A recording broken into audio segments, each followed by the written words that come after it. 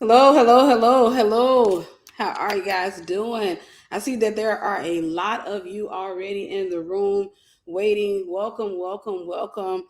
This is something that we need to talk about. This is something that I want to make sure that you guys are aware of. So let me turn off the sound to this phone. Give me a second. All right, guys, give me a second. All right. How are you doing? Do me a favor, make sure that you like and share. Make sure that we are engaging on tonight. I really want tonight to be a super interactive night. Um, Let me know where you guys are tuning in from. What city, state, what country are y'all coming in here from? I would do shout outs, but there's already a lot of you. So just let me know where y'all are coming in here from. We'll get started in a few minutes. Just want to let the room get filled. Hey, hey, hey, hey, Sister Tiffany, how are you? Love you, sis. I want to let the room get filled before we get started. Sister Chrissy, hello, hello. All right, I see Florida, Los Angeles, California, St. Louis is moving so fast. Oh, Oxon Hill, Maryland, Texas, Tucson, Arizona, Macon, Georgia, Hawaii, hello, hello. Bulgaria, hello. Bahamas, Marshall, Texas, Adams, Tennessee, New Bedford, Massachusetts, Louisiana. Oh, the voodoo capital. I hear you. Savannah, Georgia, Texas, Dallas, Texas, New York, Canada, North Carolina. Y'all, if I miss you, I promise you I'm not trying. The thing is moving up so fast. Let's see here. Pennsylvania, Southern Florida, Carolyn Nutter, Wilkes-Barre, Pennsylvania, Utica, New York, Alabama, Los Angeles, South Dakota, Cleveland. All right, we're going to stop right there. Toronto, Illinois, Cape Coral, Florida, New York. Okay, okay. You guys are awesome. We got people all around the world, all across the United States that are tuned in, and people all around the world who are tuned in to hear this message. So, an interesting thing happened today, but before, because I know we're just still in the beginning parts, meaning if I tell this story right now, then I'm gonna have to tell it again because a lot of people are gonna come in here and be late. Or they're gonna be like, what are we talking about? I should have had me some water over here and I didn't. All right, so do me a favor. Do me a favor, a huge favor, like and share so that we can go ahead and get started. We're going to be dealing with Southern witchcraft, and you know the subheader is Southern witchcraft and legalities. Why you shouldn't eat everybody's food? Why you shouldn't eat everybody's food? Let me tell you what motivated this message on today. What motivated me to teach this message? I was on TikTok again.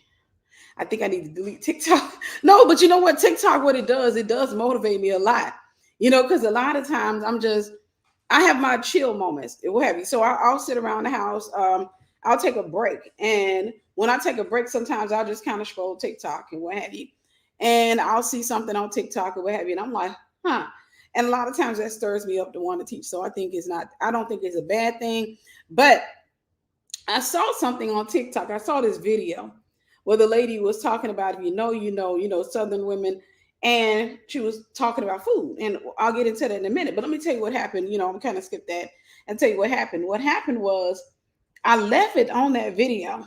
I left it. I probably scrolled past it one time. I don't know. I left it on that video because I said when I come live, I want to play the video for TikTok. So when I saw it, I was like, oh yeah, I'm going live tonight.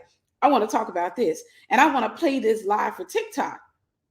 So as I was getting ready to jot down notes, I opened TikTok again so I can look at the video again. And I wanted to write down her name so that, in case it refreshed or what have you, I don't know how to find her channel. Y'all, when it opened up, it had another video playing. And I was like, okay, I'm trying to get to her so I don't accidentally refresh because I don't know her name. Oh, have you? Y'all, I tried to scroll up, refreshed it, lost the video. Nevertheless, I remember what the video was about, so it didn't harm anything. I just wanted to play it for you guys. Wanted to have that backup voice so that you can see that it is a real thing, or what have you. So do me a favor, Facebook, you guys need to engage. Facebook, y'all be tripping over there. All right, so in the video, she was talking about, I think she was stitching a video. I wish I could find that video. But she was talking about not eating certain foods. And, She mentioned two foods specifically. No, what it was a man on a video and said one of his neighbors bought him a plate, and he showed a video of lasagna. And then, he had some words on the screen. I don't remember what the words said, but he was shaking his head like this. And, that music was playing in the background. And then the lady Stitcher, she came on there and she was like, Southern women know. Right, I should have heard it. But she said, Southern women know, you don't eat, spaghetti or anything red like lasagna. And I went to the comments section. Thank you, Sister Veronica. God bless you. I was literally surprised to realize that a lot of people don't know that. I was surprised. I mean, I've come across people who don't know that. I think about one particular time I went to church a couple of years ago. I went to church, and it was a Wednesday night. I served in my church or what have you. And I got there relatively early. So I had my food in the car with me in my little truck, and I was just sitting in the truck. And I had cooked, and I'm trying to see what I cooked. I think it was either spaghetti or it was something that had a dark sauce or what have you.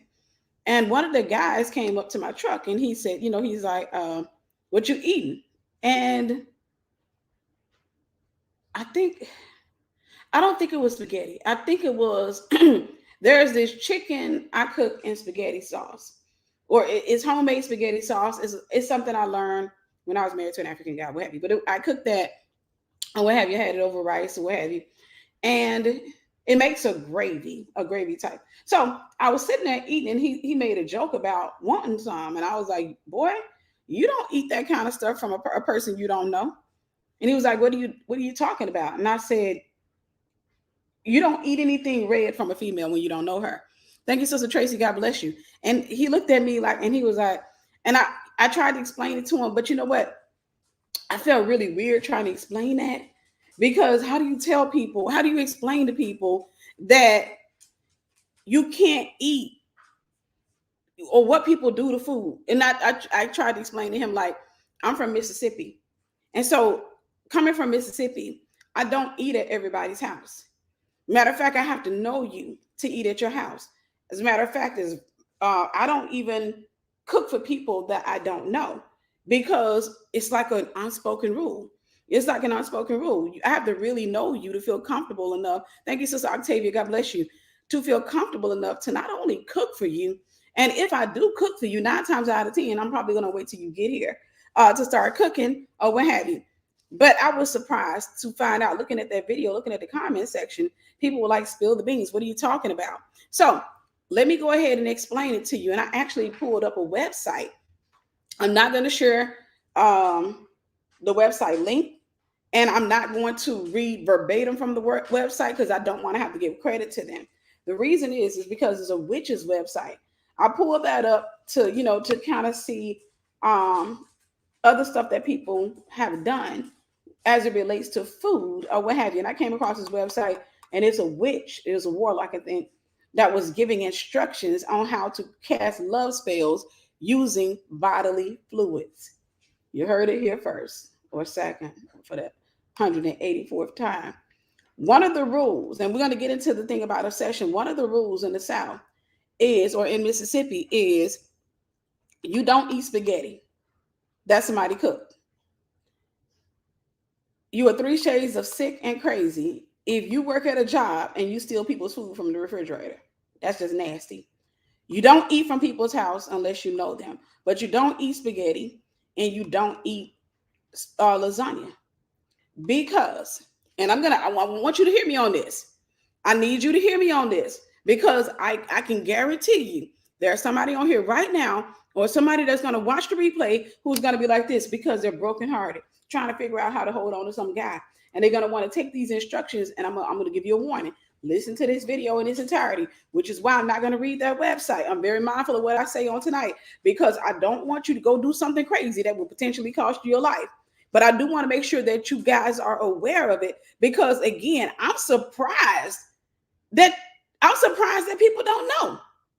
I'm surprised. So you guys know I like interaction. By a show of hands, how many of you never knew that witches use bodily fluids to cast love spells? By a show of hands, how many of you never heard about the menstrual blood thing? By just show of hands, be honest. It's okay. I found a lot of people in the North didn't know that. That's why I'm surprised, because again, I'm from the South. I'm from Mississippi. We were taught that growing up. Awesome, awesome. So I like to make sure, I like to make sure that I'm educating you guys. We were taught that growing up.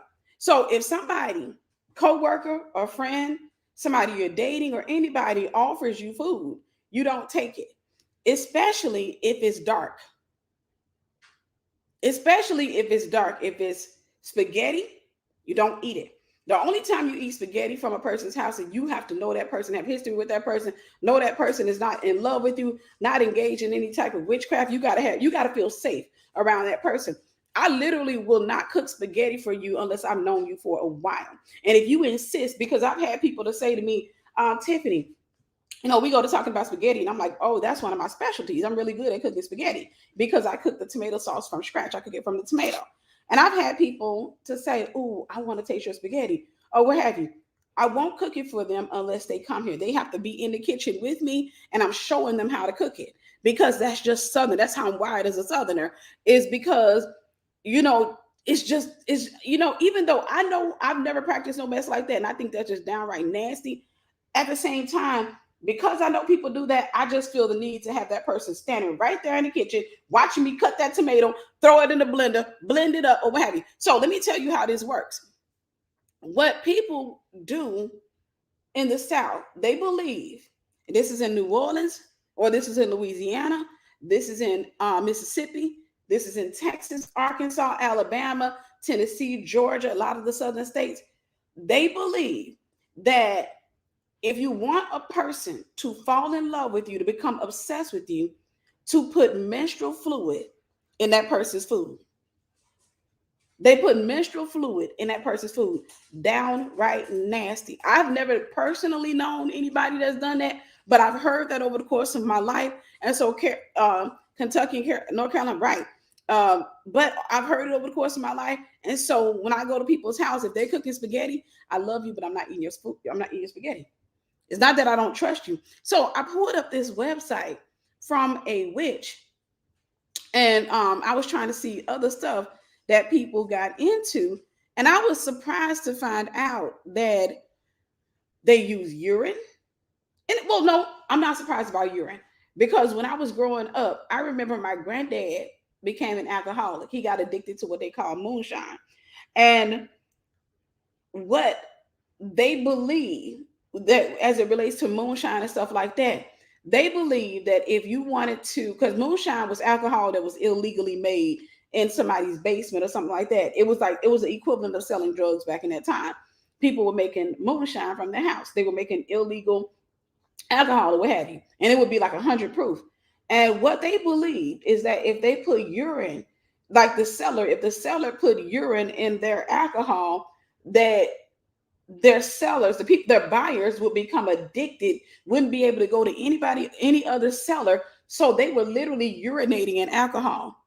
They were literally. So I remember they said that about my granddad. They believed that the person he was buying it from had been urinating in it, which is why he was addicted to it. So I pulled up a website. Let me see if I can pull this up. I'm not going to share the website link. I'm not going to even share the content, because the reason I don't want to, I would absolutely love to read verbatim what that witch said, but there are babes in Christ on here, and there are broken people that have come on here, and they would log on to that website, and they'll be like, how do I make Tyrone come back, or what have you? And they'll do that, and next thing you know, they'll be on a missing persons line, not understanding why. So let's see here. Matter of fact, well, they talked about bodily fluids used: menstrual blood, vaginal fluids, urine, semen, and that's it for that. And there was another. Okay, these are the bodily fluids that people use to bring you under a love spell. These are the bodily fluids that people use. So one of the rules, and I learned this for the first time today from this website. I didn't know this, and thank God I never drink. Oh man, I'm about to change. You gotta love me. Thank you, Percy. God bless you. You gotta love me when I say this. That's why I don't drink coffee, and I'm glad I don't drink coffee like your lounge at your job or public places. The coffee machine. I'm not a coffee drinker anyhow. But I was reading on his website, they talking about, even men putting semen in food to make a woman fall in love, and putting urine in coffee and tea.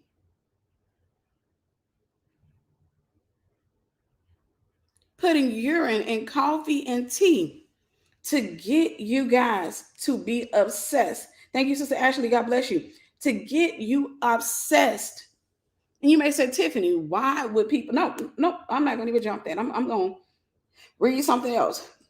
Because right before, and they quoted this song called Dry Southern Bells, recorded by Blind Lemon Jefferson, where he was referring to witchcraft. And here's some of the lyrics, just three lines of lyrics from the song. I can't drink coffee and the woman won't make no tea. I can't drink coffee and the woman won't make no tea. I believe to my soul, sweet mama gonna hoodoo me. You can learn a lot from the South. Thank you, Sister Latoya, God bless you. You can learn a lot from the South. So here's a revelation. Some of you guys, you may not realize it, but that is actually relatively common. It wasn't something that was so unheard of. Like I said, I've never known anybody personally that got into putting bodily fluids in, but I did know people who went to witches trying to bring. I know two specific cases that I remember distinctly of people going to a witch in an attempt to make somebody stay with them. One is a relative of mine who I never really had a relationship with. And another one was a friend of mine. And I won't even say a friend. She was somebody I worked with. We started hanging together. And she started dating this promiscuous dude. And I couldn't even figure out. I couldn't figure out for the life of me what the heck she wanted with that dude. Because for me, if I know a guy is promiscuous, he is automatically unattractive to me. I don't care how he looks here. He's automatically unattractive to me. If I know if he running around giving his body away, that's just nasty to me. That's just nasty. And that's even when I was in the world, a man that's just out there thotting it out like that, just, and so the guy had quite a few kids or what have you. And I remember she went and gave her rent money. She went and gave her rent money to a witch, in an attempt to, I don't remember what, I think she was trying to get him back, or she was trying to break what she felt like were roots off of him because he was with somebody else. And I think that was the case. I don't remember it, but it could have been a case where, because a lot of times when people got into witchcraft, it's because the man was out there being promiscuous and the woman, he can't. So typically, a woman would get with a man who's relatively promiscuous. She would be his main chick. Even though he go out there and mess around, they fight or what have you, he always keep the side chicks in their place. He would typically come across a female that he starts to have like strong feelings for. It's not love, but strong feelings for. And he would get almost obsessed with that particular female. Well, his main chick has never seen that before. So his main chick will reason in many cases that the other girl got roots on him. She got witchcraft on him. So the main chick, in many cases, she'll fight with him, argue with him, and say, you've been eating that woman's food or what have you. I just thought of something, but I got to get back to that. And the main chick, in many cases, would go to a witch in an attempt to break the roots off of him. I thought about this guy that I met. Crazy situation. I'm not going to get into it. I thought about this guy that I met. My brother was dating his ex, his baby mama. My brother was dating his baby mama. And him and my brother somehow became besties. And he had a major crush on me. And he used to come over to our house with my brother. Handsome guy. But, but I remember I was questioning him about the girl. And I was like, I don't understand. Like him and my brother, I didn't understand. But the girl was known to practice witchcraft. And he said, because he had many kids with this girl. And he said the whole time that he was eating her food, he said he was just obsessed. No matter how many times she cheated, no matter what she did, he couldn't let her go. And he said his grandma, I think he was raised by his grandma or something. He said his grandma kept telling him I need you to stop eating her food. So somehow his family got her away from him, got him away from her for a while. I think it was like a kidnapping attempt because they would do that stuff in the South. Like if they felt like somebody had roots on you, they would try to pull you away from that person to let your system clear out from that food or what have you. But got him away from the girl. Thank you, DL305. God bless you. Got him away from the girl, and he said he started sobering up. He started having a moment or what have you. He started sobering up. Yeah, I don't know about the penny on the floor. I don't know about that. But he started sobering up or what have you. He said that was the start of him breaking away from her. That was the start of her breaking away from her. And it wasn't just an assumption that she did witchcraft. She was open about it. She was open with it or what have you. So I want to talk to you about obsession because again, wait, there was something else I wanted to read on here before I move on because I want y'all to be educated. Because like I said, looking at that in TikTok, looking at the comments, you could have seen me over there like, y'all don't know that. Y'all don't know. So y'all been over at people's house eating food. People do this, even in the South, we know like people try to bring plates to the church, though they try to bring plates to their pastors and stuff. People have known. A pastor friend of mine told me somebody tried that with him, bringing a plate or what have you. He said, Lord said, And that's why, honestly, it is good for a man when it is good. It's good to have a wife, a good, godly wife. I don't care if you're a pastor or not, to tell you, because a lot of times guys would be so ready to eat. They'd be so ready to eat. Don't eat nobody's food. They just pop up talking about something. I made you some of my special. Don't you eat that food? Don't you eat that food? You'll find yourself. All right. Okay, I'll read a few things that's on here.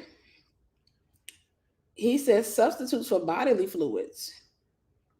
And of course, he's talking about genital fluids. It's just nasty. I'm not, you know what? I'm not going to read this. But it's talking about drawing business cards. It's taking stuff off of your body. And it's also about a point of contact. So that's how witchcraft works. People, when they want to do a spell on you, when they want you to become obsessed with them, and you got to understand this, they will many times put something in your food. We knew that in the South.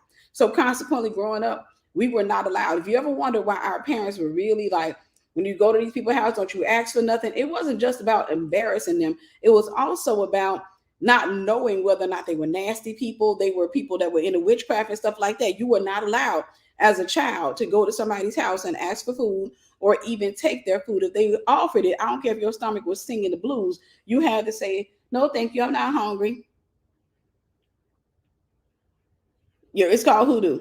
Hoodoo, and it's also referred to as voodoo. But you had to say, no, thank you, I'm not hungry, because you knew that people would do stuff. And since we're talking about obsession, one other thing that people, and I didn't want to mention, but you know what? The reason I didn't want to mention is, but people can find this stuff on the internet, is because, like I said, sometimes people tune in and they're dealing with that thing. And demons will start talking to them and tell them that's what you need to go do to this dude. And you're going to make him love you. So I really want y'all to stay tuned in because I want to tell you what happens to people who practice that stuff. I want to give you an education about it. But they will take a man's underwear and bury them in the backyard. Now, I had a relative I knew that came, and I don't know if she did that, but came and collected a dude's underwear. Came and collected it, and we knew she had practiced that stuff before. So I'm saying that is a real thing. That is a real thing. People use, yes, they will take underwear. Oh, let me say this, because mothers, you have to understand this. You don't take gifts for your children from everybody. People who hate you or are jealous of you will give you a gift that has witchcraft on it. I told you guys, I think recently I told you about this lady that had got Pampers from her next door neighbor. And she said, as soon as she said she felt uncomfortable with the Pampers. And she said she just felt really uncomfortable. And so she just stared at the box. So the neighbor came and said, hey, we're moving, got these extra Pampers. And she didn't want to be mean. So she said, okay. She said, but she felt really uncomfortable. She said, so she bought them in the house. She put them at the top of the closet, closed the closet. And, somehow in her head, she was like, I'm not fooling with that. She felt really uncomfortable. And then the daycare called her not long after that and said, hey, we need pamper, you need to leave some pampers for your child at daycare. And she was like, oh, perfect. I can just take them. So she took the pampers to the daycare, and the day she took them, her child started acting out in school. They put the pampers on him at daycare. He started acting out or what have you. And she said, they were like, we don't know what's happening. He's never acted like this before. When he got home, she said he was not his usual self. He was misbehaving. He wasn't feeling well. There was a lot of stuff going on. I don't know how many days this went on before she said she had to put her child in the bedroom with her because he was acting out at school. And she put him between her and her husband. She said she woke up in the middle of the night. He was squirming like a snake. Right? Jewelry as well. She woke up in the middle of the night. He was squirming like a snake. And she looked and she was like, and she said at first she was like thinking he was in pain, maybe had gas or something. She said, but she's like, wait a minute, he's moving like a snake. And she said she began to pray, and the Lord told her it's the pampers. And she had an aha moment. She took the pampers off. She said immediately, she said she took the pampers off him. She woke her husband up, and they took her son through deliverance or what have you, took the pampers off him, prayed over him or what have you, called the daycare back. And she said, imagine I have to look like the crazy woman to tell the daycare that to throw those pampers out and don't put them on another child or what have you. And I knew a girl personally who told me, and I've never met her physically, but I ministered to her. But I remember this girl, and this was back when I lived in Florida. This girl told me that, she had just had a baby, and this lady had came over and had this basket of stuff and gave it to her child. And she said she didn't feel right about it. And she was telling the woman no, and the woman got aggressive. See, typically when you're dealing with witches, they get really mad when you say no. They'll try to give you jewelry. They try to give you food. They try to give you stuff for the clothes. This is why y'all got to hear me. Y'all, are you ready? I understand a lot of times that you may be suffering financially and you're wanting to save money, but you don't take clothes from everybody for your baby or for yourself. I don't even buy clothes from a thrift store. That's just me. You don't take clothes. Somebody comes and say, I got a whole lot of clothes to my baby, from when he was a toddler, and you having a baby. You don't take that. You don't take that unless you really know them. You really know them. They're good, godly people. You don't take that. I can hear somebody saying, I'm just going to pray over it. I remember a conversation I had with a brother in Christ of mine some years ago, and he said, you can't take what's dedicated to Satan and then turn around and dedicate it to God. You don't take all of that stuff. This is why, we just talked about poverty. We just talked about poverty on the last video. A lot of people who fall under the trap of witchcraft are typically very poor because you take everything from everybody: food, clothes. You'll take anything, food, clothes. You don't think anything of it because you're in need, and that's what the enemy looks for. The enemy looks for empty rooms. He looks for emptiness, hollow spaces, voids, places that have not been filled, and then he offers you something tainted, perverted, cursed. He offers you that, and you don't even realize that what you're doing is you're bringing something in that's been dedicated to a false god or to a demon. You don't even realize that person has been praying over that stuff. You don't even realize that there are people out there that hate your heart. They hate your guts. They hate you. They don't like you. And they all of a sudden they want to give you something. Hey girl, I got a cell phone. You want this? Thank you, heart to heart. God bless you. You want this phone? Nope. This is one of the things. For me, I'm a giver. I'm always trying to give stuff away. That's just my nature. I don't get offended if I ask somebody, hey, do you want this? And they say no. If I say, hey, I got this, I'm giving it away, they say no. Again, because I'm from the South. Because I understand that, hey, you don't know what they're thinking at the end of the day. And you know what? You got to protect yourself.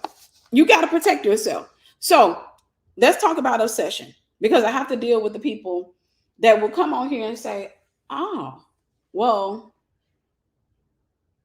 I'm going to get Tyrone back. Or he think he going to leave me. I'm going to the store tonight. I'm going to cook. And I'm going to tell you what that's going to do to you, because I want to give you a realistic idea. First, the Lord is leading me to go back to this. Is something I've taught you guys before, but there are a lot of new people on here. Do me a favor, like Take a moment to like and be sure to share. Thank you, Sister Rachel, and thank you, my worships, for real. God bless you. Generational curses, a lot of generational curses that were started in your families. And I want to talk, for example, to African Americans. A lot of generational curses. I've told this story before. I've given this example before. I talked about it live. I've talked about it in books. You need to hear this. A lot of generational curses started from grandpa cheating. I'm going to say this. The majority of women who practice adultery, if not all of them, are witches. Some of them know they're witches. Some of them don't know they're witches, but they're witches. They got a witchcraft spirit. Anybody willing to sleep with a married man is a witch. And there are ranks to that. There's levels to that. See, it's all about control. It's all about manipulation. It's all about domination. It's all about control. Sex, what it does is it brings a person, I don't want to say under a spell, but under a series of beliefs. If a person is trying to sleep with, let's say, a standard married man, you're probably dealing with a low-ranking witch. If somebody's trying to sleep with, let's say, married man, he's got a strong family, like he's pretty powerful in his family, probably average witch. Somebody trying to sleep with, let's say, a pastor or somebody in power, I don't care how innocent you look, high-ranking witch. Because the thing is, whenever you bring the head under control, you control everybody else that is being led by that head. Did y'all catch that? Did that make sense? See, you got to understand that the premise of witchcraft is not just the person. Demons like to go after people in authority, because if you can bring this person under the influence, then they're going to bring other people under influence. Think of Trayvon, what's his name? Trayvon Scott at that concert. See, the thing about it is, when the devil get him in the background, bring him under the influence and get him all in the witchcraft, get him also. Then when he get up on that stage, you know what he's doing? Channeling that out. He's channeling out. What's in him? He's channeling it out. So when it comes to witches, you can tell the level of a witch based on who she go after or who he go after. I'm gonna say that again. You can tell the level of a witch. Travis Scott. Yeah, I said Trayvon. Thanks. But you can tell the level of a witch based on who he or she targets. You can tell. So going back to the olden days, what they would do, and this is honestly, I'm telling your story. I'm telling your grandparents' story. Many of you don't even realize it. If you talk to your grandparents, or if you talk to somebody who was around your grandparents and know the story, they will tell you. I'm telling your grandparents' story. Many of you, how the generational curse got on your family. It was grandparents, great grandparents, or great great grandparents. Somewhere between the 20s, I would say the 20s, all the way up to the 60s. What happened was, you had granddad, or we would just say granddad. It could have been great granddad or great great granddad, or whatever. You just want to say granddad. That may have been relatively promiscuous. The women in that time, they learned to deal with it. They reasoned within their mind, well, nothing they could do about it. They couldn't stop them. It was going to get violent. And then two, the women of that time, the only jobs that they could really have was they could be an administrative assistant, aka secretary, a nurse, a teacher, maybe a store clerk. They made 4 times or more less than a man. The money that they made was not even enough to take care of themselves in most cases. At the same time, birth control, while it was out, was not that popular. Matter of fact, religion, a lot of people they were against birth control. They felt like it was of the devil. So thank you, Sister Latina, God bless you. The average female had between 5 to 10 children around that time. 7 was the lucky number or what have you. But the average female had between 5 to 7 children with her husband, obviously. They would have all those children. But she could not work to provide, because most of the times, the majority of women, they stayed at home to provide for the kids. Thank you, Brother Donald. God bless you. The majority of women stayed at home to provide for the children. Take care of while the dad was out working, the women stayed at home. They were homemakers. And every once in a while, the woman may take another job just to make a little extra money to help out, but it wasn't enough to do much of anything. Granddad was known to be out there thotting. Granddad was out there just busting it open for everybody. Grandma got used to that. She didn't like it. They fought about it, but she got accustomed to it. Over the course of time, remember I talked about another video. What this does is there are levels to witches. So it starts off as steps. It looks like, okay, give me a second. I wish I could sing. I bust a note for y'all. So I'm going to show you what this looks like. Thank you, Sister Nini. God bless you. All right, I'm going to show you what this looks like.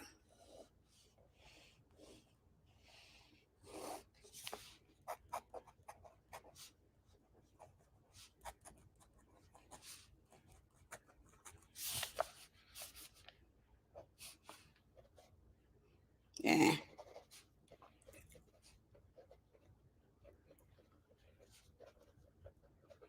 All right. I'm going to show you what this looks like. Looks like steps. Okay. The husband, the goal, the role, the responsibility of the husband, or one of the responsibilities was to be a covering. So the enemy tries to pervert what you are. So if you're a husband, the enemy tries to get you to not protect, but to expose. The enemy tries to get you not to cover, but to uncover. The enemy tries to get you not to provide, but to require of or to depend on your wife. He tries to turn you into the opposite of what God wants you to be. This is how the enemy works. He always tries to pervert. Pervert makes, so the man has his wife. He's supposed to be over here covering his household. This is how he keeps a good name. But there are witches that are sent by the enemy. They're mediums. So there are two types of mediums in the earth. There are prophets, and then there are witches and warlocks. There are prophets and prophetesses, and there are witches and warlocks. A prophet and a prophetess is a medium between heaven and earth. So they are the mouthpieces of God. Witches and warlocks are the mouthpieces of Satan. They are a medium in earth for the enemy, for the kingdom of darkness. Okay. So there are two kingdoms fighting for your soul, not just fighting for your soul. Satan thinks in generations. Satan wants you. He wants to capture your kids. He wants to capture. And so what he has to do is he has to go after the head of the home. And let me make sure I read the scripture so you can understand why. We're going to preach tonight, y'all. I want you to understand this.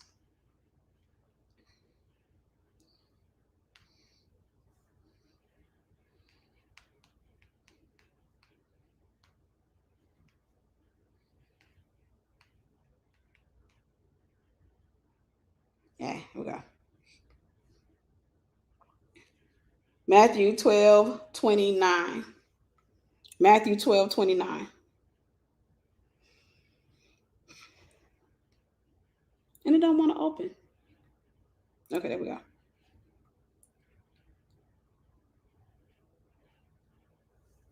Okay. Or else, let me see. Do I want to start at 29? Do I need to go up a little bit? Let's see what 28 says.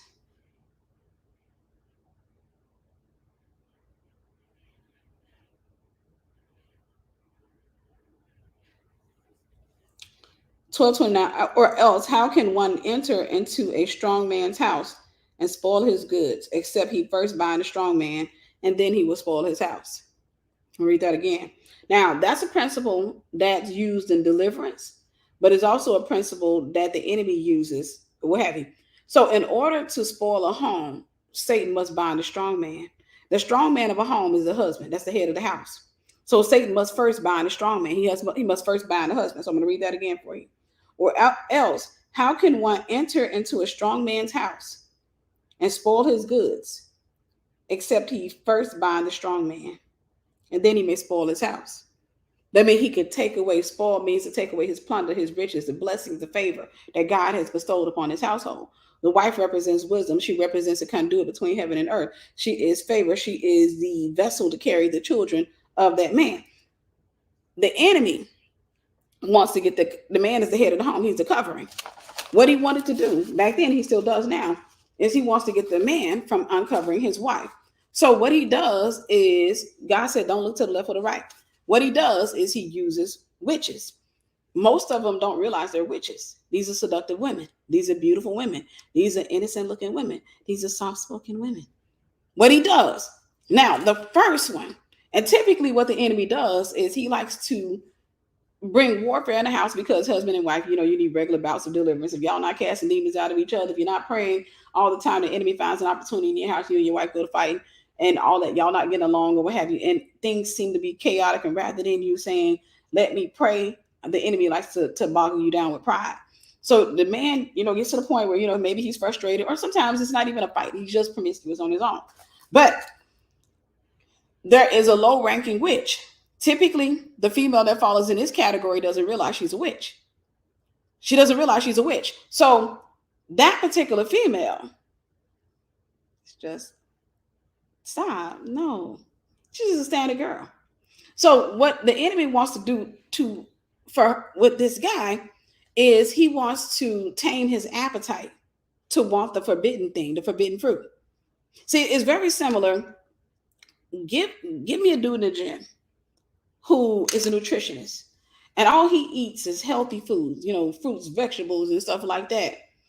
If I feed him brownies, if I cook food for him a few times, if I cook unhealthy food for him a few times, what I've done is I've trained his appetite. Now, all of a sudden, he's going to want that. All of a sudden, he'll be sitting up there, man, I need to go eat an apple, but dang it, I want some brownies. I don't know why I want them brownies. Then he'll say to himself, catch this, because I've said it plenty of times. Last time I eat that brownie, I'm going to do this one more time. I think I deserve it. Then he go get the brownie again. When he go get the brownie again, it's warm. When he get the brownie again, it's good. It's the edges are crust. They ain't a crust. It's delicious. Best brownie you ever ate. Then he come back to that apple. The apple don't taste the same no more. He come back to that orange. The orange just seemed like it's a little bit bitter. He comes, no matter what he gets, he seems like, it's just not the same. Give him a couple of days. He's going to sit back and say, one more time. One more time. I'm going to get that brownie one more time. I got to get that brownie. This is the brownie. Her assignment is to tame the appetite of the man. That's it. It's to tame the appetite of the man. She snatches him from his wife. Or she starts his appetite. But over the course of time, he's going to sober up with her because it's not real love. He's going to sober up. There's going to be another witch that's going to take him from her.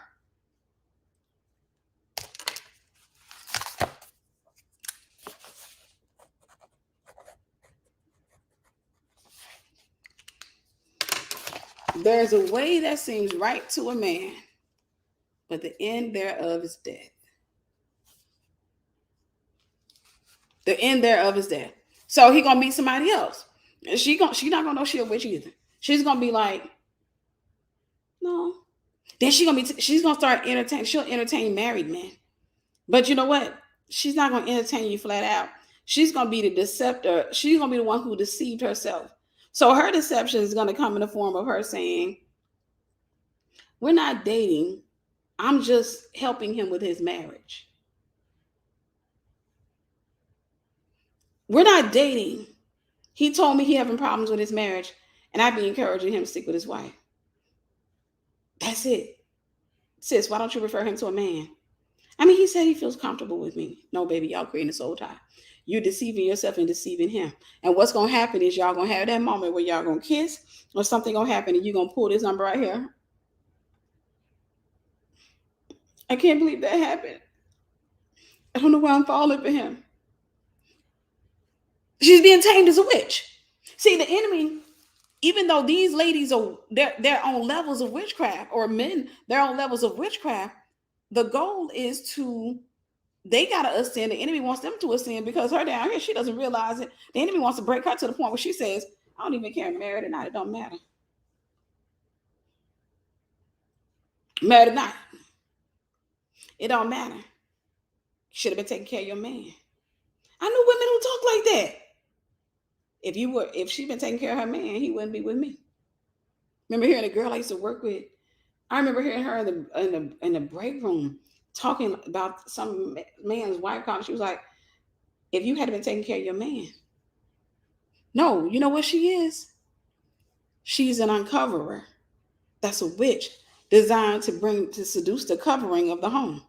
So the covering of the home is deceived under a spell, and then the enemy can go and plunder his goods. I wish y'all understood. I wish you understood. So it's to get him to keep going up here. Now, as he ascends, by the time he get to this witch right here, you're gonna see as he ascends, you're gonna see a dissension in his mental health. Y'all, I've seen this. You will see a dissension in his mental health. Typically, he may start getting into alcoholism, drugs, or some type of addiction. Because the soul can't handle that. He's going to have to find some type of way to silence his soul, to silence his spirit, to silence that cry from within. He's going to find some type of way, and he's going to you'll find that all of a sudden he's hanging out with the wrong crowd. When you see him again, his eyes bloodshot red. He ain't shaved. He ain't looking so good no more. What is he doing?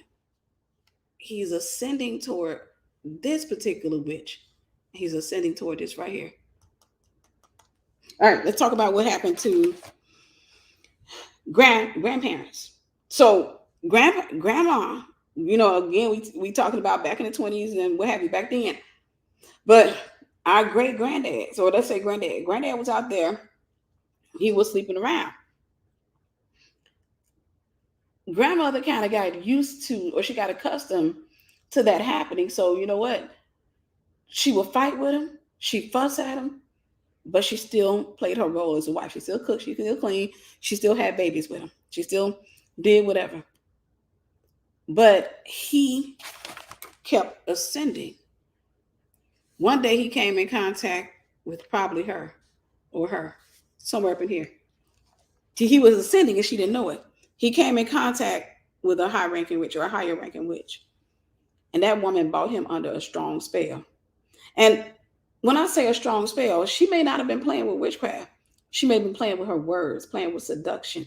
She was doing stuff that granddad didn't, because grandma typically was a virgin. She got all her experience from granddad. She didn't know all that stuff. But that other female, that Miss Ruth and May, or Miss Lula May knew some stuff. Miss Lula May knew how to bend granddad over and do. She had granddad screaming, had his legs over his head. She was pinning him up, dominatrix, and all that stuff. He ain't never seen no mess like that. Miss Lula May had granddaddy crying for his life or what have you, but he liked it. He came in contact with a high-ranking witch. But catch this. The allure of it all was that at his house, his wife had 7 kids. I want you to imagine it. 7 kids that she's trying to take care of. They screaming, they crying. He could barely pay the bills. It's frustrating. But he go over there to Miss Lula May's house. It was quiet. Because you know what? Typically, she was either barren or if she had kids, she had them in the back room or she done got rid of them. At her parents' house or something like that. He get over to Miss Lula May's house. She got the house clean. Because he go to his house, his wife trying to keep up with the house, but she trying to keep up with the kids. She trying to do a lot. She looked a hot mess. She couldn't afford to get her hair done. She couldn't afford to do all that. Miss Lula May, Miss Lula May learned how to do all that stuff with her hair. Learn how to do all. And so when he came to her house, she said, "How are you?" With giving them old men names. "How are you, Frank? How you doing, Frank?" She knew how to pull granddad's nipple and twist it. Granddad's like, "What you doing?" "I like it." She was pulling on them chest hairs, shoving them on the bed, pulling his hair. She was playing all kinds of games with his mind. He began to despise his wife because of that relationship. Because he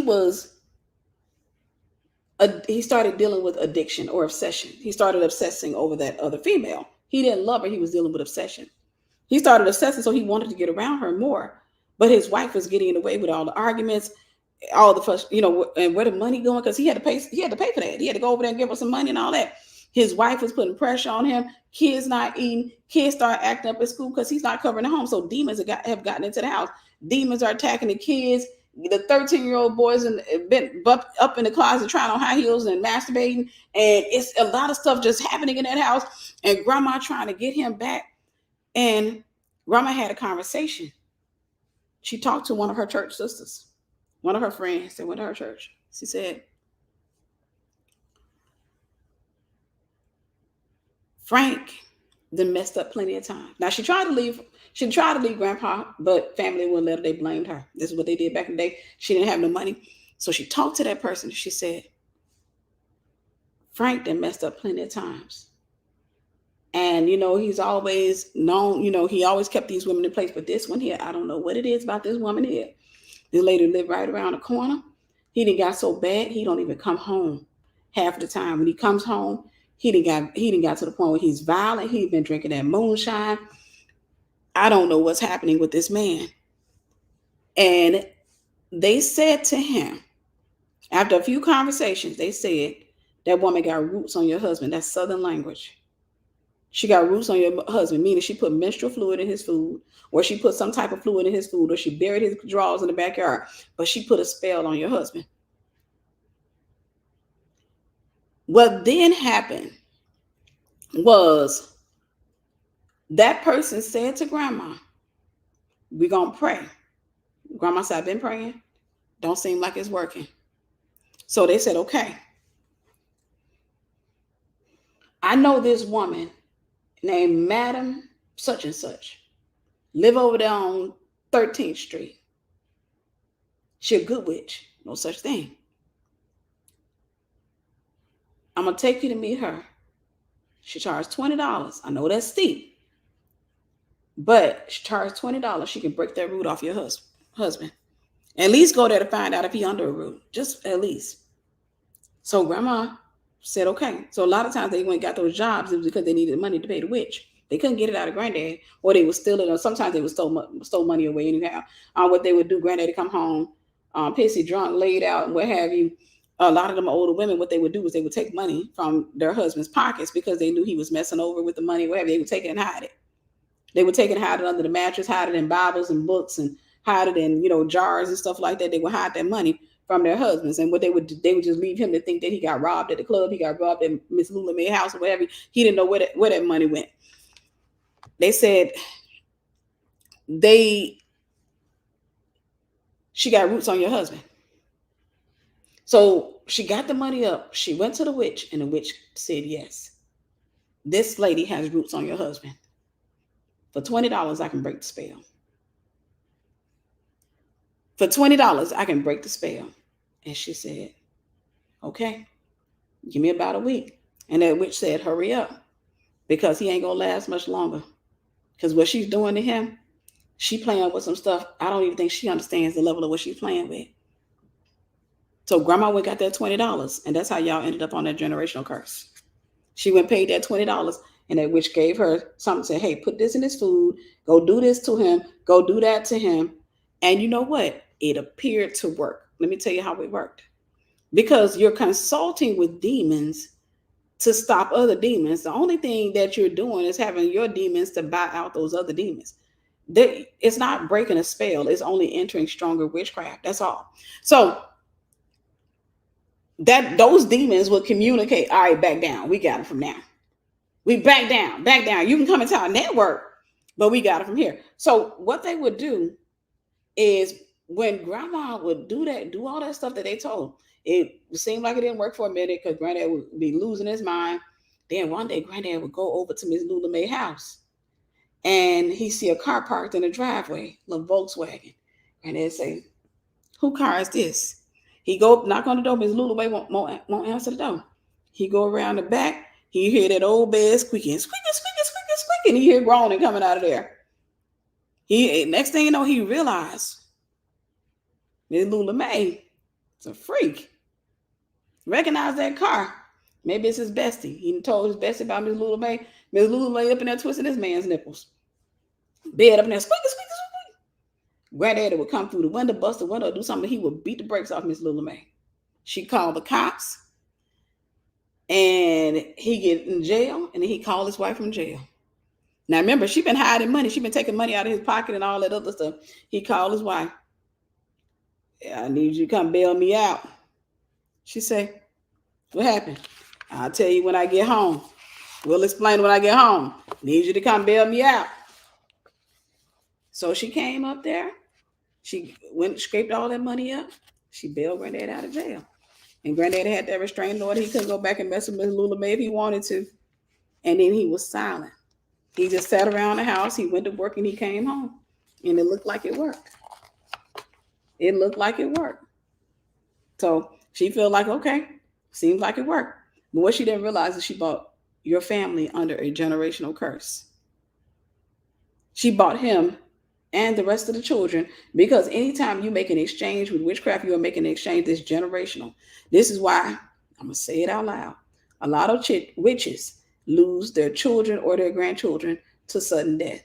Because whenever you go into a contract, a lot of people, God said they're in the darkness, they don't know what makes them stumble. They don't realize what happens.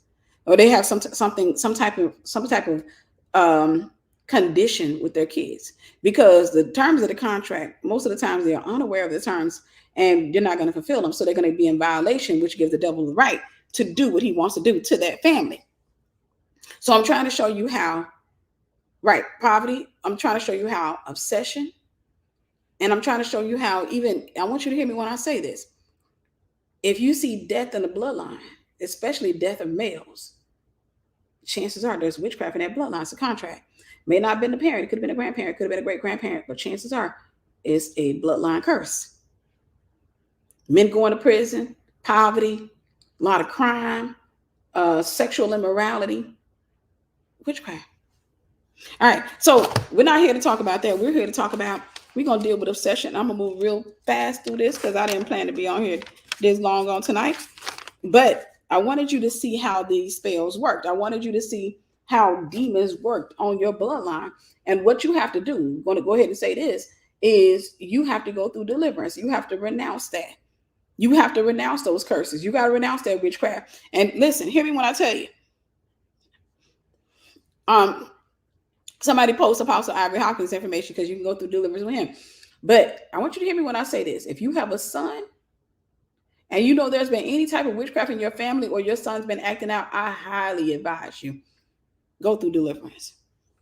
Go through deliverance. Break that stuff. Break them bloodline curses. Get that. Listen, go through deliverance. Go through deliverance. So what have you? Because it could be not only, it doesn't have to be on your side of the family.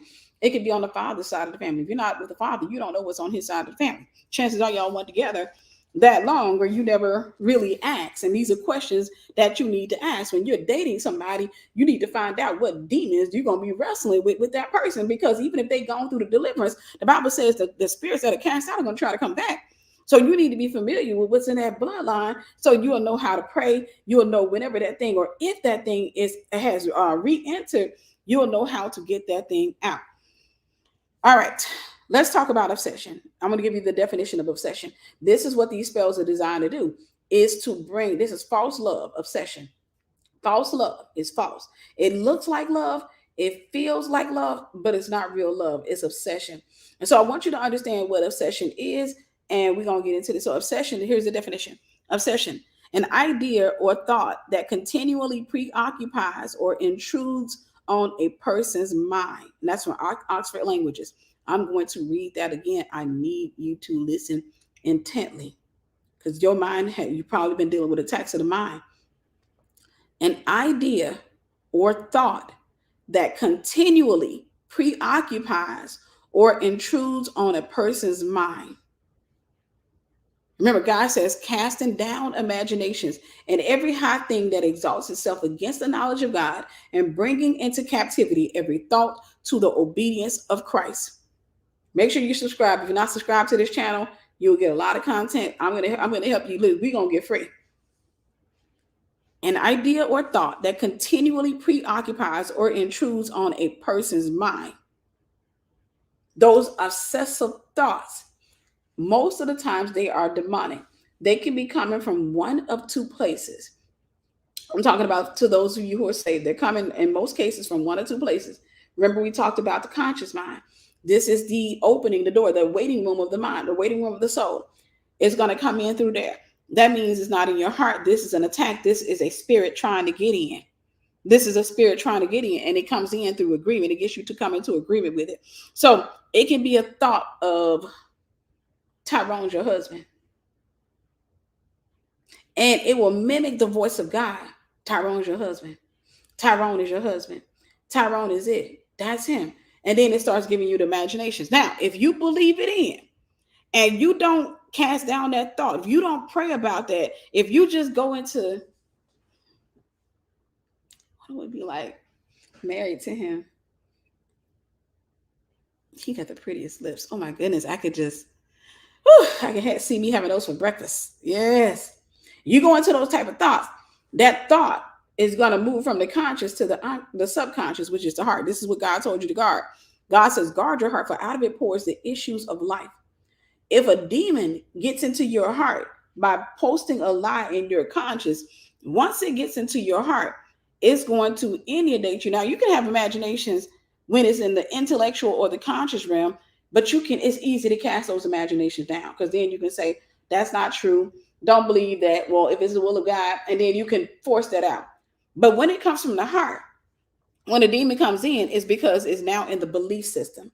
Once it's in a belief system, you're going to have dreams about this man. It'll be a lot of things happening that will seem to confirm, and you will genuinely believe that it's God, and it will become intrusive. You'll start thinking about, and this is how you know it's not God, because it begins to invade your mind. Not only that, you will start having perverted thoughts about the man, thoughts of sex with him. You may even try to legalize it in your head and say, well, let's just imagine when I'm married, because I'm not going to have sex outside of marriage. But it is a spirit that has gotten in. And so now that spirit is going to inundate you with a bunch of obsessive thoughts. Consequently, every time you see Tyrone, your heart is going to jump. You're going to feel butterflies. You're going to feel some type of way. And what's going to happen is, over the course of time, if you have any type of encounter with Tyrone, like talking to him or what have you, you'll find the more that demon inundates your mind, the easier it is for your draws to fall off. Because it's a sensual demon. It's a sensual demon. So anytime if Tyrone come near you, you're going to feel it. You're going to be like, when that man touched me, his cologne, there's so much about him. Goodness gracious. That's spiritual warfare.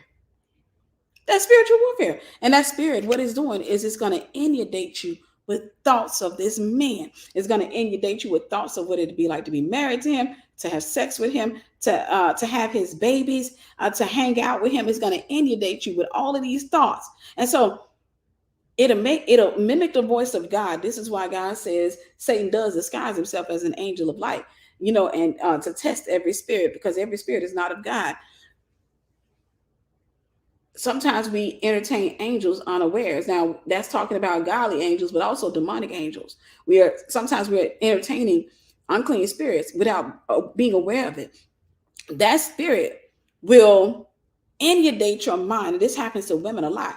It will inundate your mind until you become obsessed with the idea of being married to that man. Until you become obsessed with the idea, till whenever you get around him, everything in you will activate. That has everything to do with your belief when you get around him, because what it does, magnetic effect. If I put a magnet in your belly, there are going to be metals and certain things that are going to be attracted to you. Did y'all catch that? If I put metal in your belly, there are going to be certain things when you're walking that's going to come. All this stuff is going to be. So that's what demons do. They put stuff in your heart so it can determine what you're attracted to and what you attract. Did you hear that? Demons want to get in your heart so they can determine who you're attracted to and what you attract. Why do I keep attracting these type of men? Why do I keep attracting? That's a heart issue. You may be in need of deliverance. I always attract married men. You're a seductress and an adulteress. You got witchcraft in you. You need deliverance. That's not a thing where it's just, I don't know what it is about my life. No, that's a spirit in you. That's a spirit in you. But that's what obsession does. All right. I want to talk to you real quick about a disorder. And I thought this was relatively interesting. I wonder if I sent myself the link. I had the intention of sending myself this link, Lord. I'm going to see if I did. And you know what? That particular Gmail is open. Let me see if I can open it from here. All righty. Praise the Lord. Let me see here if it opens from here. Obsessive love disorder. want to talk to you really briefly about that obsessive love disorder. Give you a definition of why this is opening. And the definition comes from Mayo Clinic, I think it is. All right. A condition that causes you to experience obsessive feelings you might mistake as love for another person. A person with obsessive love disorder will indulge in these feelings regardless if they are reciprocated or not. I think he likes me, but he hasn't really said anything. Thank you to everybody who's on the seed. I see you on YouTube. I see you on my Gmail. Make sure I shout you out. Thank you, Sister Carnita. God bless you. And Sister Erica, thank you. God bless you. All right. Anybody else I haven't seen it yet? It says 13 seeds. So thank you guys so much. All right. Okay. This is what I did. I didn't send it to myself, but that's all right. I can find it. So I'm going to read that. Obsessive love disorder. A condition that causes you to experience obsessive feelings you might mistake as love for another person. And the reason I want to read this because this is a whole demon, and I want you guys to understand that's a spirit. All right. Obsessive love disorder. Let's see if I can find it. Which one did I have open? Because it had the symptoms and everything. I think this is very well mine. All right. All right, here are the symptoms. This is from Very Well Mind. Name of this article is What is Obsessive Love Disorder? Here are the symptoms of it. And I'm going to tell you, these are the symptoms of demonic. This is a sign that your heart has been invaded by a demonic spirit. And this is why the Bible says, casting down imaginations and every high thing that exalts itself against the knowledge of God, and bring in any captivity every thought to obedience to Christ. Anytime you're dealing with the will of a person, you never imagine their will. You cast that out of your head. So okay, I'm a female. I'm a single female. Obviously, I'm going to have men that flirt. I don't put their will in my head. Like, I don't assume that because a man is flirting, that he wants me. Because some people don't want you, they want your attention. I don't assume, or sometimes people can be fascinated with things about you. I don't assume. But a lot of times what women do is we take it in our mind and we'll imagine. See, it took me to get to this age and this stage of life. Thank you, Sister Nini. God bless you, for me to get here. Because back in the day, the young version, Tiffany, would not only assume or imagine, I would go after what I wanted. I would pursue what I wanted. So I'm going to make it known. You know, what have you? I was going to get my dude. That was it. All right. So we're talking about the symptoms of obsessive love disorder. Again, this is an unclean spirit. A constant need for validation from the person you are in love with. Obsessively keeping in contact with the subject of your affection. Me again. You got my text earlier? I didn't hear back from you. Ignoring the personal boundaries of the subject of your affection. Behaving in a controlling manner with the person you love. Feeling extreme jealousy of other relationships the person you love might have with other people. Feeling overprotective of the person you love. Becoming so overwhelmed with emotions about a person that it disrupts your daily functioning. Feelings of low self-esteem, especially when it seems like your love isn't being reciprocated. Thank you, Sister Sandra. God bless you. Wow, thank you, sis. Refusal to engage in social activities that don't involve the subject of your affection. Feeling extremely possessive of the other person's time, space, and attention. Feeling a need to control the actions and behaviors of the person you supposedly love. Experiencing anxiety over your relationship with this person. I just described a lot of women on here. And men. I just described you, didn't I? Because that is a spirit that is normalized in America, that we here in the church, guard your heart, but most of us don't know how to. Most of us don't know how to. All we know is if a good thought comes in, we like the feeling that it produces. So we allow ourselves, we submit to the feeling, because we submit to the thoughts because we want the feeling.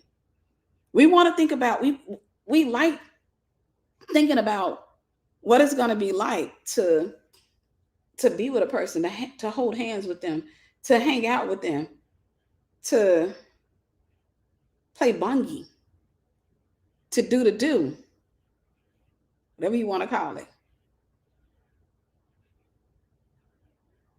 We love that feeling.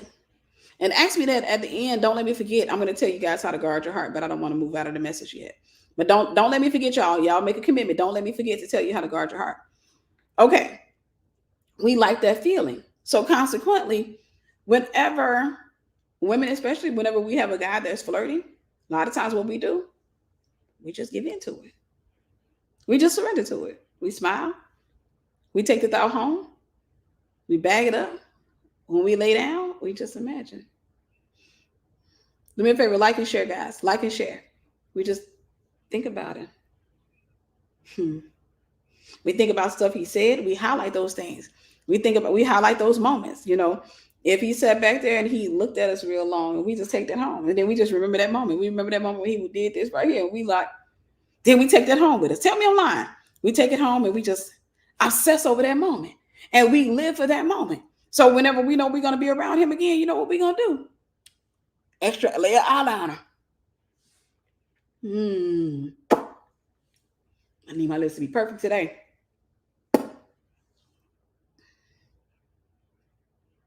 You know what? Last time I saw him, last time we were at work, I looked like the innocent schoolgirl, but this time I want to look like the freak. I want to show him. I want to show him that diversity. So you know what I'm gonna do? Thank you, Sister Tony. God bless you. You know what I'm gonna do? I'm gonna put on like a choker that looks like a dog chain. That's what I'm gonna do. I'm gonna put on extra black eyeliner and have the lines going up here. And I'm gonna buy the best wig. I'm gonna paint all of my nails black. And when I see him, you know what I'm gonna do? I'm gonna scratch his chest. I'm gonna pass him by. I'm just gonna scratch it so softly.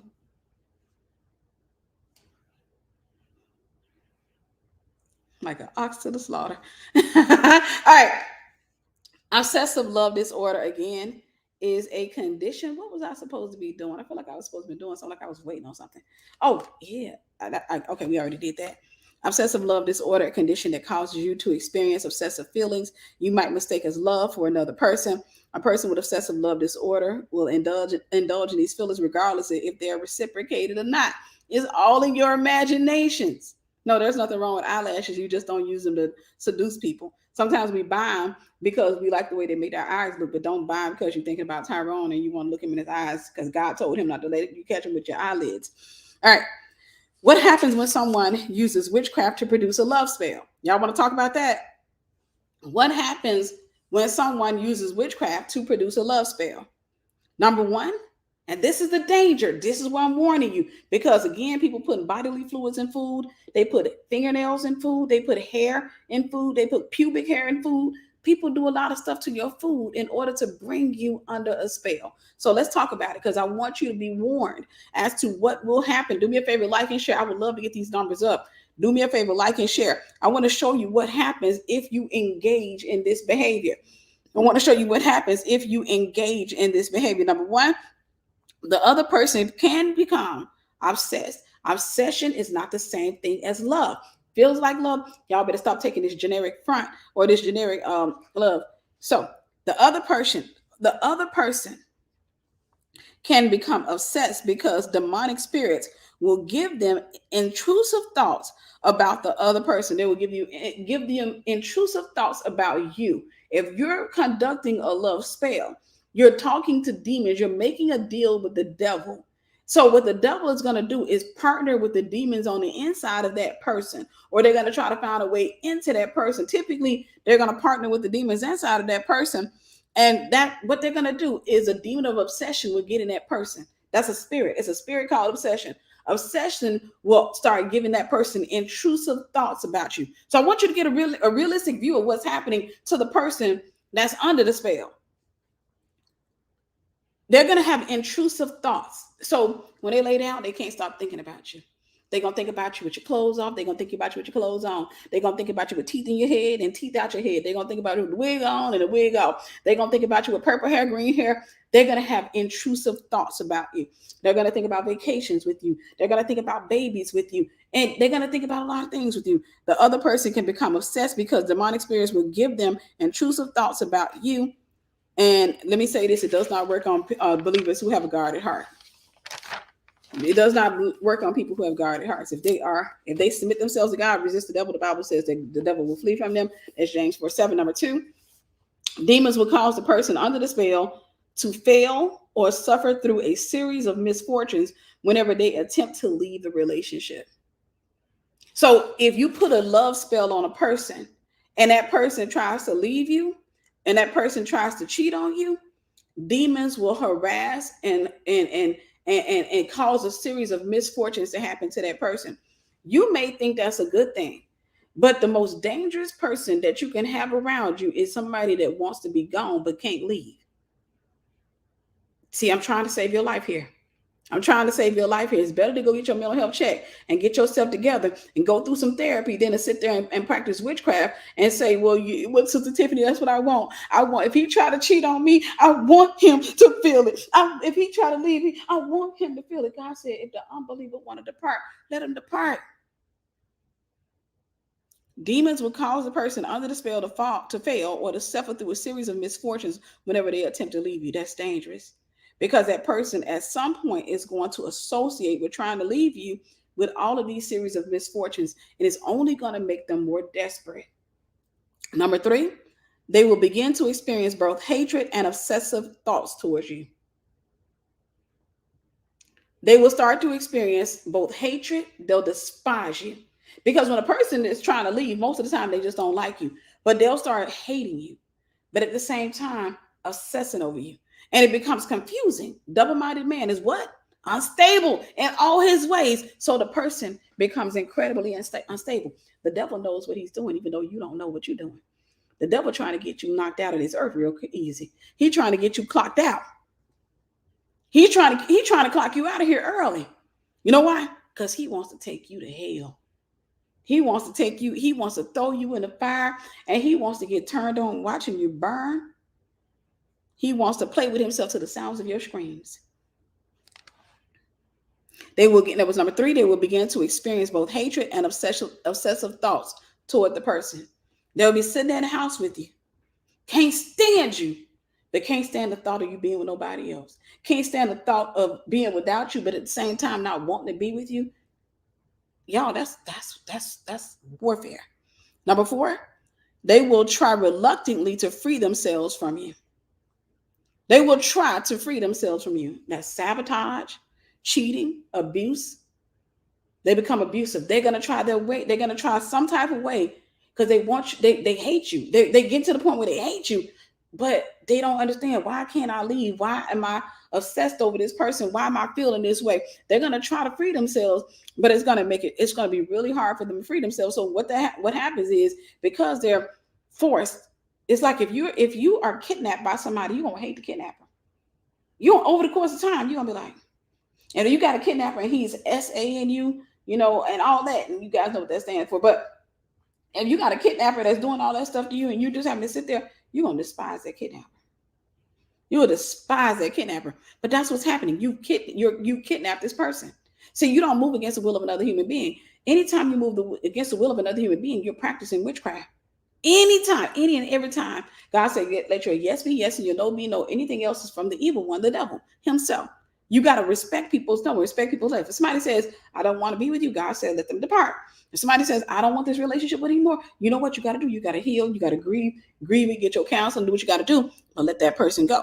But they will try reluctantly to get free, to free themselves. And that's sabotage. They will try to sabotage your relationship, start calling you out your name, cheating on you, beating on you. They'll try to find some type of way to make you despise them because they're trying to find a way to get out, but they can't seem to get out. Number 5, they can turn to witchcraft in an attempt to get free. Many times they will go and find a witch, Hey, I don't know what's happening. I don't want to be with this woman or what have you. And, a lot of times guys won't necessarily go to a person professing as a witch. Most of the time they'll go to a female who may be into witchcraft. They'll go to a female and start talking about you. I'm still with her or what have you. And if he finds a female, remember we talked about the steps. He will likely find at some point he's gonna come in contact with this one right here, and she gonna say, and he's trying to describe what he's feeling. I mean, I'm still there with her. But I ain't gonna lie to you, ain't nothing there. I try to leave, and she gonna discern that there's witchcraft there because she's a witch herself.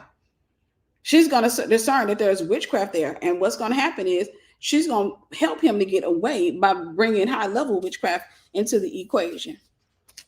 All right. Number 6, they may consider suicide as a means of escape. People start thinking about suicide because they want to get away from another person and they can't seem to break free. They start considering suicide as a way to escape. I'm trying to help you to understand that this is real life bondage. It's not a situation where the person is going to be happy to be with you. No, they're going to hate your guts, but at the same time be obsessed with you. And that's going to bring about confusion.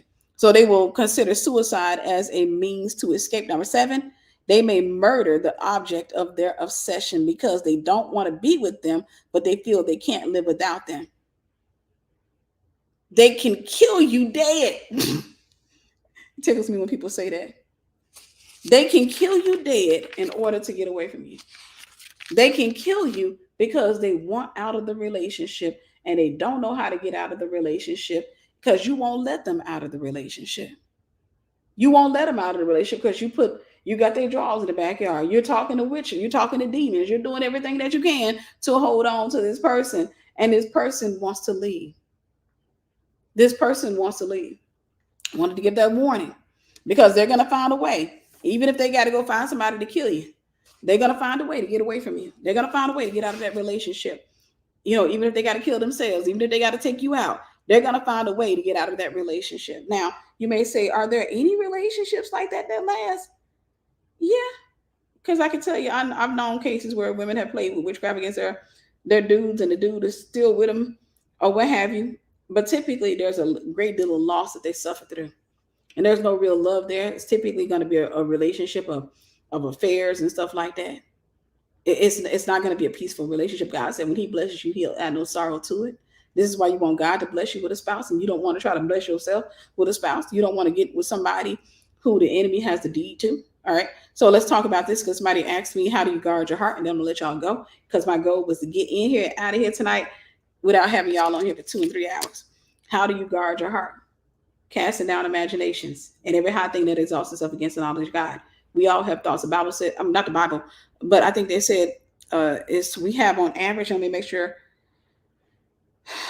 I'm telling the truth, but I think we have on average 6,000 thoughts a day.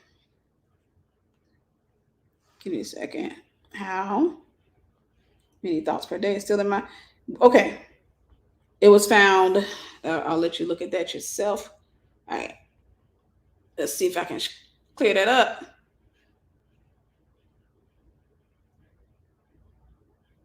Okay. It was found that the average person has about 12,000 to 60,000 thoughts per day. Of those thousands of thoughts, 80% were negative and 95% were exactly the same repetitive thoughts as the day before. How interesting is that? We be out here fighting demons, y'all. I'll read that again for you. It was found that the average person has about 12,000 to 60,000 thoughts per day. 12,000 to 60,000 thoughts per day. Of those thousands of thoughts, 80% were negative. This is how much the devil is trying to get in your heart. Oh man, I messed up and clicked the link. I didn't want to click that. No, I don't want to accept cookies. Just let me out of here, man. How you gonna try to tell me I gotta accept cookies? Okay, give me a second, y'all.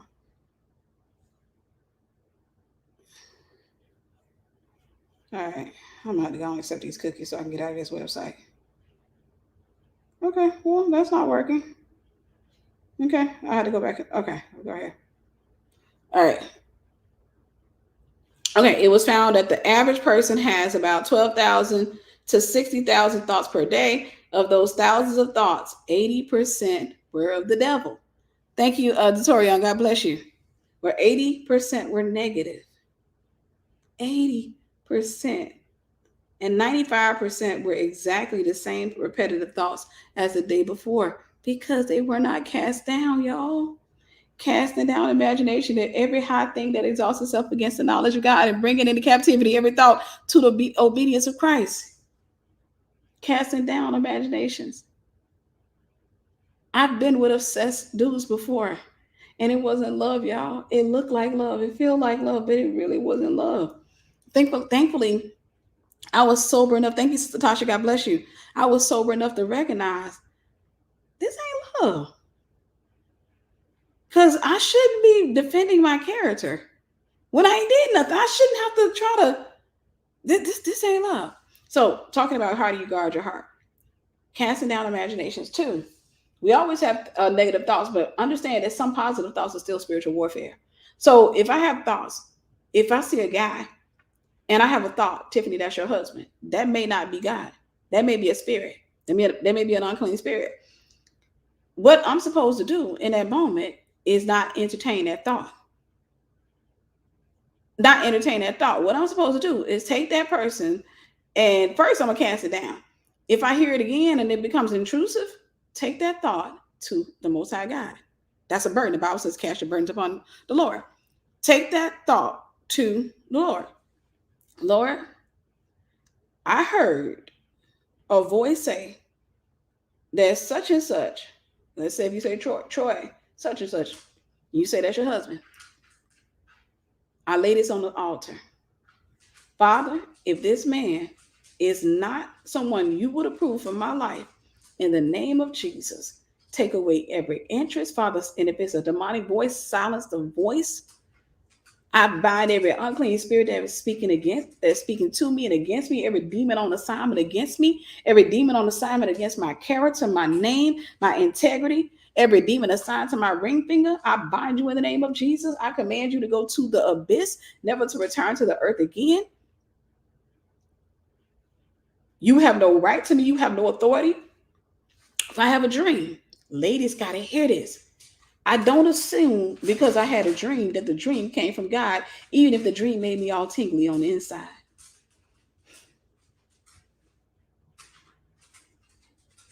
Even if the dream made me wake up and say, I feel like a schoolgirl again.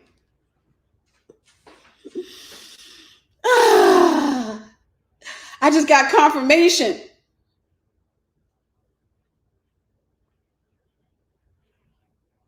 I just got confirmation. So now I see him. Now I'm messing with his head because what I'm doing is this is a welcome. Pursue me, please. Pursue me, please.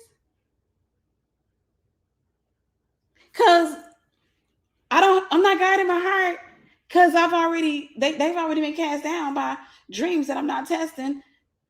Pursue me. So then when he starts pursuing, I've already assumed. The work is already done.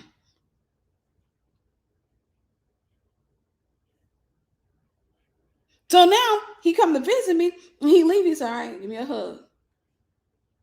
Give him a hug. The relationship is not spiritual, it's sensual. Ooh, y'all ain't gonna hear that. It's not spiritual. It is spiritual. Let me take that back. It is spiritual. It's just not from God.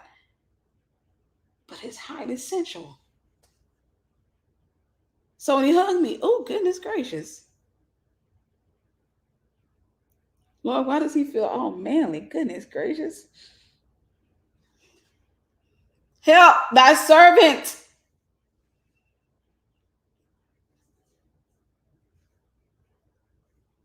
God, you're going to have to.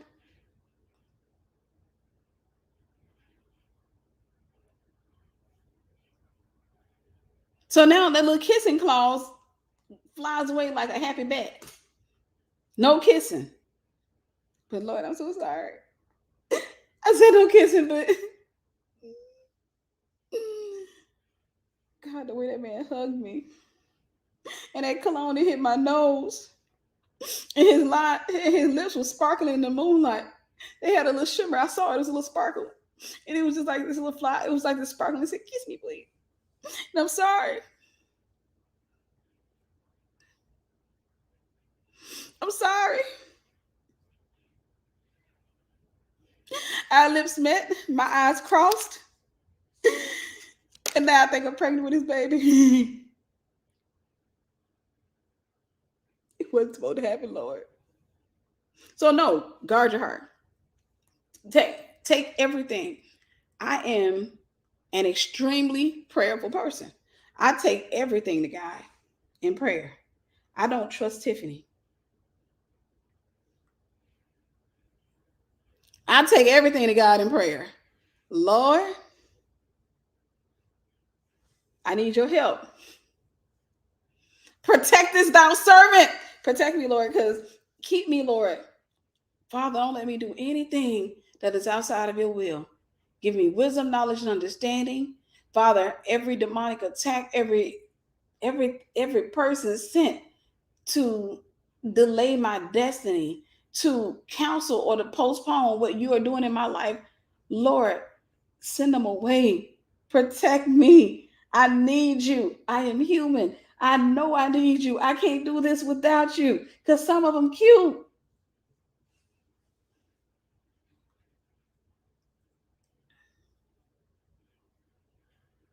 Sometimes you come across the door, you be like,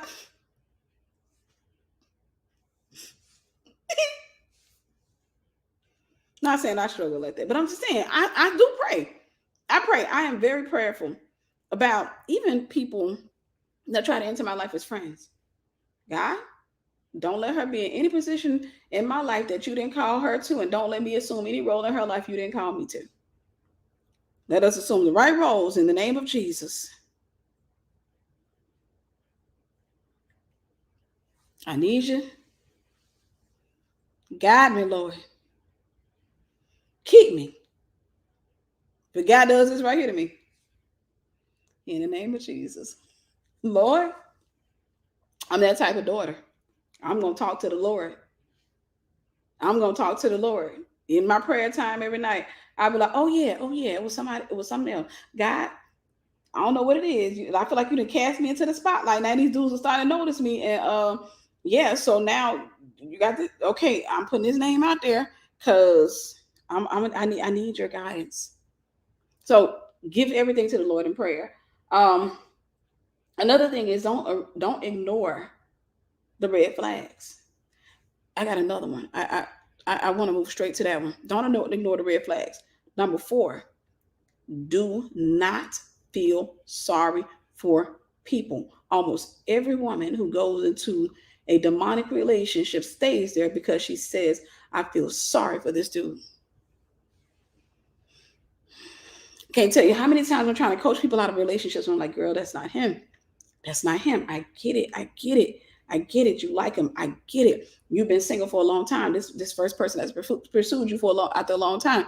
I get it. I get it. But don't ignore them red flags, sis. And do not feel sorry for somebody. Don't do it. You got to sit back and be like, okay, I hear your story. I get it. But if they ain't trying to heal, there is no justification to remain broken. None whatsoever. None. None. When there's all this, you got therapists, pastors, you got all of this information, you got books out there. There's no reason for a person. If a person is still broken, it's because they want to be there. They like the attention of being broken.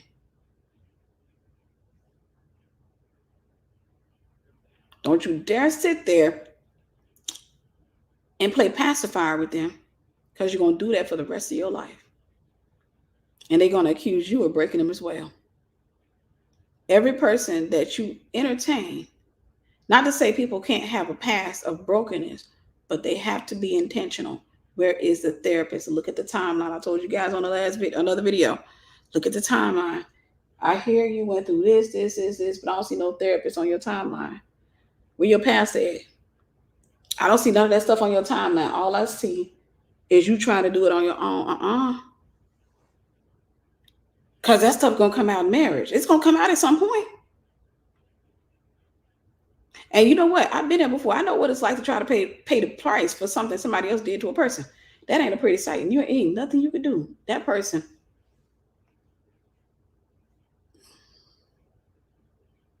I've been there before. Trying to tell that person, I'm not the people. I'm not your mom. I know what your mama did to you. I'm not your ex-girlfriends. Goodness gracious. Can I be me? I ain't even had a chance to make it even a mistake. No, you look at that timeline. I'm looking at the timeline. Okay. I don't see no deliverance minister on your timeline. I don't see no therapist. I don't see nothing. All I see is ex-girlfriends, a bunch of bodies laid out that you done humped all over the place in an attempt to pacify your demons and to make yourself feel better. All I see are excuses. I don't see. Keep praying for protection. Always stay there. Stay there. Talk to God about every single thing. It's okay to deal with attraction, to have an attraction, but don't you dare give into that attraction without praying. And always, don't you dare have sex outside of marriage. Don't you dare. I'm going to say this and I'm going to close for real. One of the surest ways, y'all have heard me say this before, and I'm going to say it again, and I'm going to say it with my chest, that you don't fall into sexual immorality is to take kissing off the table.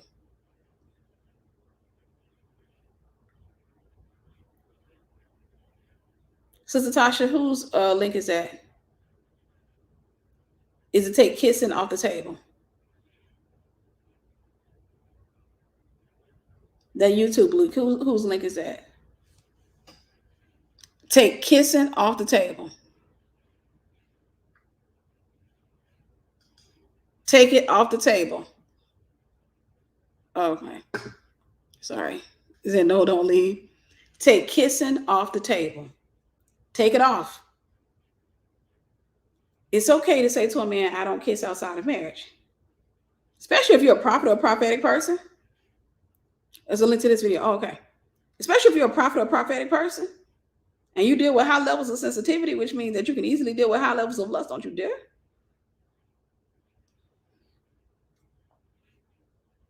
I took these bad boys and I'm like, these going on the altar.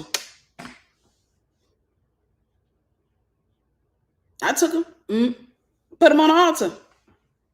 The man got to meet me at the altar to get him. When he come to the altar and he say, I'm giving her your last name. When the pastor said, you may now kiss the bride.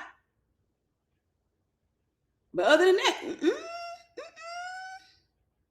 no. Take kissing off the altar. It's okay. It's not going to. Your fear is that it'll keep you from getting married. But the truth is it'll keep you from getting married to the wrong person. No man who genuinely fears God and loves God and wants to be with you is going to want to end things with you just because you won't kiss him. There are so many people out there now that are married, they didn't kiss until the wedding day. Sir,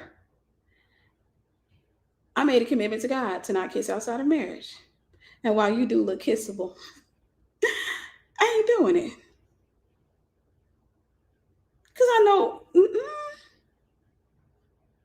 you look real nice and kissable, and it seemed like it'd be a lot of fun. But I ain't doing that. I ain't doing that. I'm wrapped in flesh over here. I really am. I'm wrapped in flesh. And I ain't one of those women that didn't enjoy having a good time. I did enjoy having a good time. So I'm not going to kiss you. That's safe for marriage, okay? We not doing that, all right? You leaving? Okay. Another one bites the dust. There's a song called Another One Bites the Dust. Just play it every time somebody walk away. All right, I'm going to let y'all go. Make it a point, guys. Be mindful. Don't be eating everybody's food. Remember that. Be prayerful. Don't be drinking coffee at the lounges. Y'all be going to these establishments. Y'all got coffee. I ain't had no coffee in the morning. Y'all wonder why y'all addicted to coffee. I ain't gonna even go there. I love y'all. I'm gonna leave y'all. I'm gonna leave you right there. I'm gonna leave you right there. I love y'all. Talk to you soon. Bye-bye.